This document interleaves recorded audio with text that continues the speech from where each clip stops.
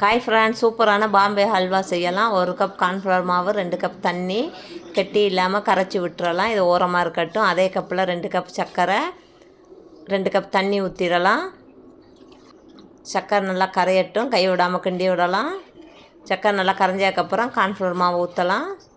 நல்லா கிண்டி விடுவேன். இந்த ஸ்டேஜில் ஒரு பிஞ்சு உப்பு போட்டுக்கோங்க. நான் சூட் பண்ண மறந்துட்டேன். 1 ஸ்பூன் நெய் விட்டுறலாம். நல்லா கெட்டியாகுது பாருங்கள். ஃபுட் கலர் சேர்த்துக்கலாம். உங்களுக்கு பிடிக்கலன்னா கேரட் ஜூஸ் போட்டுக்கோங்க. 1 ஸ்பூன் ஏலக்காய் பொடி. நல்லா கெட்டியாகிட்டு வருது. 1 ஸ்பூன் நெய் விட்டுக்கலாம். சட்டியில் விட்டாத அளவுக்கு வரணும் அல்வா. இப்போ முந்திரி பருப்பு உடைச்சது 1/2 ஸ்பூன் நெய் விட்டுக்கலாம். அல்வா பாருங்கள் நல்லா ஒட்டாமல் வந்திருக்குது. இப்போ எந்த சட்டியில் ஊற்ற போகிறோமோ நெய் தடவிட்டு கொஞ்சம் பாதாம் கட் பண்ணி போட்டுக்கலாம். அல்வா ரெடி ஆகிடுச்சு. ஆறட்டும். ஆறினதுக்கப்புறம் கட் பண்ணலாம். பாருங்கள் சூப்பராக வந்திருக்கு. கட் பண்ணிடலாம். செம்மையாக இருக்குது பாருங்கள் அல்வா. இந்த வீடியோ பிடிச்சிருந்தா லைக்